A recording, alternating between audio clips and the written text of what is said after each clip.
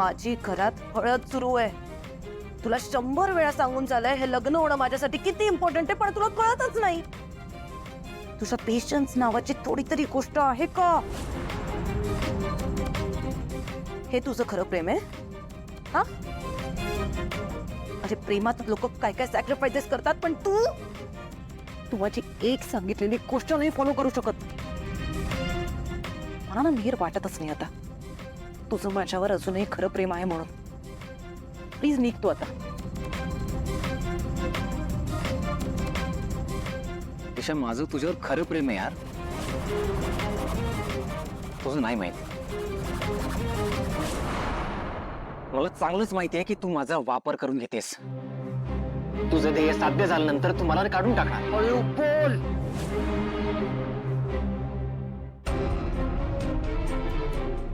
दिशा, माझं तुझ्यावर प्रेम जरी असलं तरी मी मूर्ख नाहीये यार.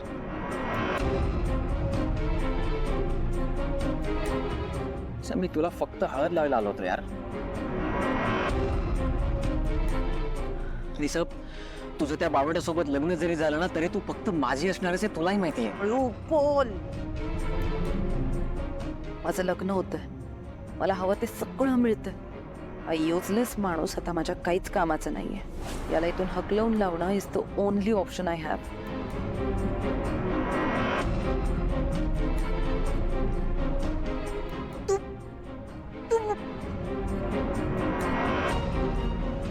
आत्ताच्या आत्ता इथून निघ, नाही तर मला काहीतरी स्ट्रिक्ट ऍक्शन घ्यावी लागेल. निघ.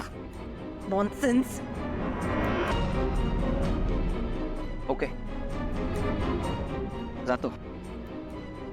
पण एक गोष्ट लक्षात ठेव दिशा, लाईफ मध्ये तुझ्यावर जर का कोणी प्रेम केलं असेल तर तू फक्त मिहीर.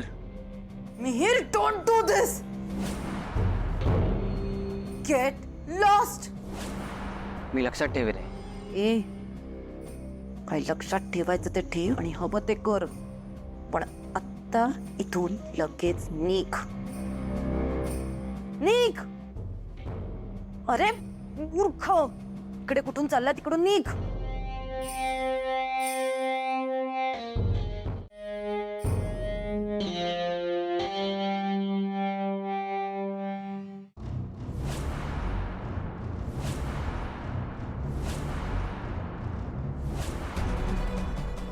दिशा मॅडम, तुम्ही इकडं काय करत होता? हे काय, हळद कशी काय लागली तुमच्या गालाला?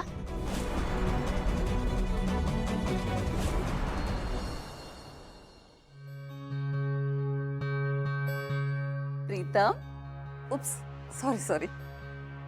तुला तर आता जावई बापू म्हणण्याची सवय करायला पाहिजे मला. पण अहिल्या मला बहिणीप्रमाणे, सो तसाही तू माझा मुलगाच आहेस. आणि आता तर आमचा हक्क आहे तुझ्यावर. आणि उद्या लग्न.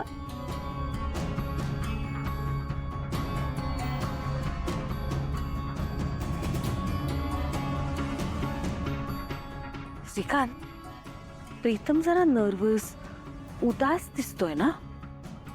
म्हणजे आल्यापासून असा दिसतोय आणि त्याच्या डोक्यात काय चाललंय मला काहीच कळत नाहीये. प्रवास करून धावला असेल आणि बरेच दिवस झाले घरापासून बाहेर होता. काही काही गोष्टींची सवय नाही ना त्याला. काळजी नको करूस, होईल सगळं ठीक. पण मी माझ्या मुलांना चांगलं ओळखते.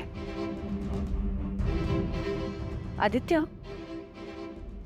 जरा माझ्या खोलीत येतोस का?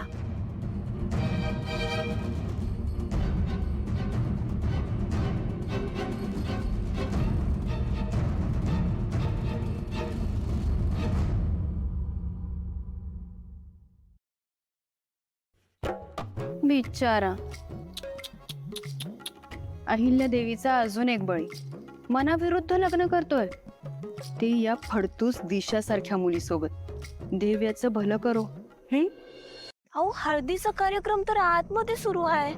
प्रीतम सरांना हळद लावायला लागलेत समजे. त्यांची हळद लागून झाल्यावर त्यांची उष्टी हळद तुम्हाला लागायला पाहिजे. मग आधीच हे हळद कोणी लावली? दिशा मॅडम, मी काय विचारते, काय झालं?